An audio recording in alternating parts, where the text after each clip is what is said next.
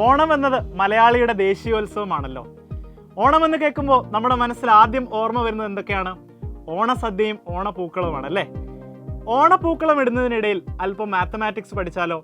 നമ്മുടെ geometric shapes പഠിച്ചുകൊണ്ട് നമുക്കൊരു ഓണപ്പൂക്കളം തയ്യാറാക്കിയാലോ? അപ്പോൾ നമുക്ക് തുടങ്ങാം. എല്ലാ ഓണപ്പൂക്കളത്തിലും ഏറ്റവും ബേസിക് ആയിട്ട് കാണുന്ന ഒരു ജോമെട്രിക്കൽ ഷേപ്പ് ഉണ്ട്. അതെ, അത് സർക്കിൾ ആണല്ലേ. അപ്പോൾ സർക്കിളിനെ പറ്റി നമുക്കൊന്ന് പഠിച്ചാലോ? സർക്കിളിൻ്റെ ഏരിയ എന്ന് പറയുന്നത് πr² ആണ്.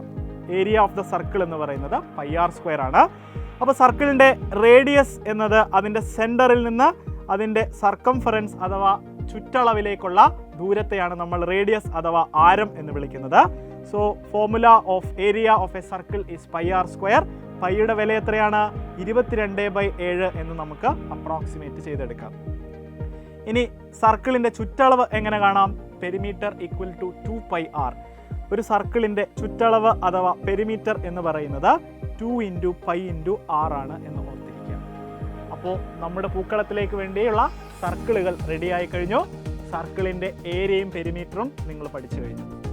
ഇനി അടുത്തതായി നമ്മൾ കാണുന്നത് സ്ക്വയർ ആണ്. പൂക്കളത്തിൽ സാധാരണയായി കണ്ടുവരുന്ന ഒരു ജോമെട്രിക്കൽ ഷേപ്പാണ് സ്ക്വയർ അല്ലേ? സ്ക്വയറിൻ്റെ ഏരിയ എന്താണ്? സ്ക്വയറിൻ്റെ ഏരിയ എന്നത് a² ആണ്.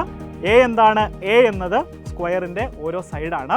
4 സൈഡും തുല്യമായ റെക്റ്റാങ്കിളിനെ ആണല്ലോ നമ്മൾ സ്ക്വയർ എന്ന് വിളിക്കുക. സോ 4 സൈഡും എ എന്ന് നമ്മൾ ഡിനോട്ട് ചെയ്താൽ സ്ക്വയറിൻ്റെ ഏരിയ നമുക്ക് എന്തെന്ന് വിളിക്കാം? a². ഒരു വെർട്ടെക്സിൽ നിന്ന് മറ്റൊരു വെർട്ടെക്സിലേക്ക് നമ്മൾ വരയ്ക്കുന്ന സ്ട്രെയിറ്റ് ലൈനാണ് എന്ത്? അതിൻ്റെ ഡയഗണൽ എന്ന് പറയുന്നത്. സോ എന്താണ് ഒരു സ്ക്വയറിൻ്റെ പെരിമീറ്റർ എന്ന് പറയുന്നത്? അത് 4 × a ആണ്. അതായത് ഈ എകളെല്ലാം കൂടെ കൂട്ടിയാൽ നമുക്ക് കിട്ടുന്നത് എന്തോ അതാണ് സ്ക്വയറിൻ്റെ പെരിമീറ്റർ. അപ്പോൾ നമ്മുടെ പൂക്കളത്തിലേക്ക് വേണ്ടിയുള്ള സ്ക്വയറുകളും റെഡി ആയി കഴിഞ്ഞു. ഇനി എന്താണ് നമ്മുടെ പൂക്കളത്തിലേക്ക് നമുക്ക് ആവശ്യമായിട്ടുള്ളത്?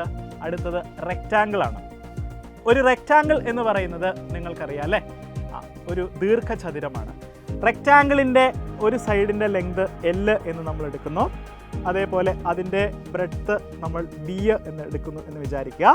സോ അങ്ങനെയാണെങ്കിൽ റെക്റ്റാങ്കിളിൻ്റെ ഏരിയ എന്ന് പറയുന്നത് ലെങ്ത് ഇൻറ്റു ബ്രെഡ്ത്ത് ആണ് എന്ന് അറിഞ്ഞിരിക്കുക. Area of A rectangle is length into breadth. അപ്പോൾ റെക്റ്റാങ്കിളിന് പെരിമീറ്റർ ഇല്ലേ? തീർച്ചയായിട്ടും ഉണ്ട്. ഇത് റെക്റ്റാങ്കിളിൻ്റെ L ആണെങ്കിൽ അതിൻ്റെ നേരെ ഓപ്പോസിറ്റ് സൈഡും L ആയിരിക്കും. ഇത് B ആണെങ്കിൽ അതിൻ്റെ നേരെ ഓപ്പോസിറ്റ് സൈഡും B ആയിരിക്കും.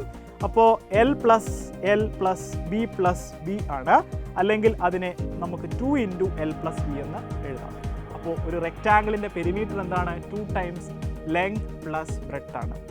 അപ്പോൾ റെക്റ്റാങ്കിളിന് ഒരു ഡയഗണൽ ഉണ്ടാവില്ലേ? അതെ, ഒരു വെർട്ടെക്സിൽ നിന്ന് മറ്റൊരു വെർട്ടെക്സിലേക്ക് നമ്മൾ വരയ്ക്കുന്ന സ്ട്രെയിറ്റ് ലൈൻ. അപ്പോൾ ഡയഗണലിൻ്റെ ഇക്വേഷൻ എന്താണ്? Diagonal equal to √L² + B². √L² + B². അപ്പോൾ നമ്മുടെ പൂക്കളത്തിലേക്ക് വേണ്ടിയുള്ള റെക്റ്റാങ്കിളും റെഡി ആയില്ലേ? ഇനി ഏത് ഫിഗറാണ് നമുക്ക് ആവശ്യം? ട്രയാങ്കിൾ ആണല്ലേ. സോ ട്രയാങ്കിൾ, ത്രികോണം, നമുക്ക് ഏവർക്കും വളരെ ഫെമിലിയർ ആയിട്ടുള്ള ഒരു ജോമെട്രിക് ഷേപ്പാണ്. എന്താണ് ഒരു ത്രികോണത്തിൻ്റെ ഏരിയ എന്ന് പറയുന്നത്? വളരെ സിമ്പിളായിട്ട് പറയുകയാണെങ്കിൽ half into base into height എന്ന് നമുക്കതിനെ വിളിക്കാം. Half into base into height.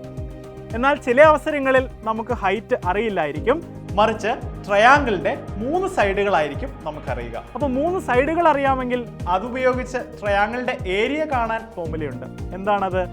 Area equal to √S × S - A × S - B × S - C. അപ്പോൾ എന്താണ് S എന്ന് നിങ്ങൾ സ്വാഭാവികമായിട്ടും ചിന്തിക്കും. S എന്നാൽ A + B + C / 2 ആണ്. അതായത് ഈ സൈഡുകളുടെ എല്ലാം തുക കൂട്ടി അതിനെ 2 കൊണ്ട് ഡിവൈഡ് ചെയ്യുമ്പോൾ നമുക്ക് എന്ത് കിട്ടുന്നു? S കിട്ടുന്നു. സോ ഇതാണ് ട്രയാങ്കിളിൻ്റെ ഏരിയക്കുള്ള മറ്റൊരു ഇക്വേഷൻ. ഇനി ട്രയാങ്കിളിൻ്റെ ചുറ്റളവ് എന്താ? സിമ്പിൾ അല്ലേ? 3 സൈഡുകളും കൂട്ടുക അല്ലേ? A + B + C 3 കൂടെ ആഡ് ചെയ്താൽ ട്രയാങ്കിളിൻ്റെ പെരിമീറ്ററും നമുക്ക് കിട്ടിക്കഴിഞ്ഞു. അപ്പോൾ പൂക്കളത്തിലേക്ക് വേണ്ടിയുള്ള ട്രയാങ്കിളും നമുക്ക് സെറ്റായി കിട്ടിയിരിക്കുന്നു. ഇനി ഏത് ഫിഗറാണ് നമ്മൾ ഇൻക്ലൂഡ് ചെയ്യുക? അടുത്ത ഫിഗറാണ് നമ്മുടെ സ്വന്തം റോംബസ്. റോംബസ് എന്നത് നിങ്ങൾക്ക് ഫെമിലിയർ ആയിട്ടുള്ള ഒരു ജോമെട്രിക് ഷേപ്പ് തന്നെയാണ്. റോംബസിൻ്റെ ഫോർമുലാസ് ഒരു പക്ഷേ ചിലർക്ക് ചില കൺഫ്യൂഷൻസ് ഒക്കെ ഉണ്ടാവും. അപ്പം ഇനി മറന്നു പോകണ്ട. റോംബസിൻ്റെ ഏരിയ എന്ന് പറയുന്നത് ഹാഫ് ഇൻറ്റു D1 × D2 ആണ്. എന്താണ് D1 ഉം D2 ഉം?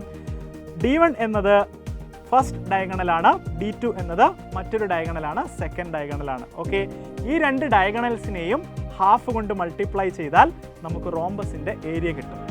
അപ്പോൾ റോംബസിൻ്റെ പെരിമീറ്റർ എന്താണ്? ഇതിൻ്റെ എല്ലാ സൈഡുകളും തുല്യമല്ലേ? അപ്പോൾ എല്ലാ സൈഡുകളും ആഡ് ചെയ്യുന്നു.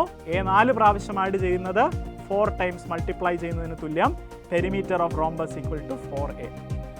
ഇനി പലർക്കും അറിയില്ലാത്ത ഒരു കണക്ഷനും കൂടെ പറഞ്ഞു തരാം.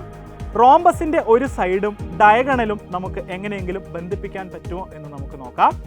റോംബസിൻ്റെ സൈഡ് നമ്മൾ a ആയിട്ട് എടുത്താൽ a equal to half into root of d1 square plus d2 square. ഇത് പല മത്സര പരീക്ഷകൾക്കും ഈ ഒരു ചോദ്യം വരുമ്പോൾ പല ഉദ്യോഗാർത്ഥികളും എഴുതാറില്ല. സോ ഇനി മറന്നു പോകണ്ട. Half into root of d1 square plus d2 square. അപ്പോൾ നമ്മുടെ പൂക്കളത്തിലേക്ക് വേണ്ടിയുള്ള റോംബസും നമുക്ക് സെറ്റായി കഴിഞ്ഞു. ഇനി ആരാണ് വേണ്ടത്? ഇനി നമുക്ക് വേണ്ടത് ട്രപ്പീസിയമാണ്. സോ ഇത്തരത്തിൽ കാണുന്ന ഒരു ഫിഗറിനെയാണ് നമ്മൾ ട്രപ്പീസിയം എന്ന് വിളിക്കുന്നത്. ഇത് ഇതിൻ്റെ ബേസ് ആണ്.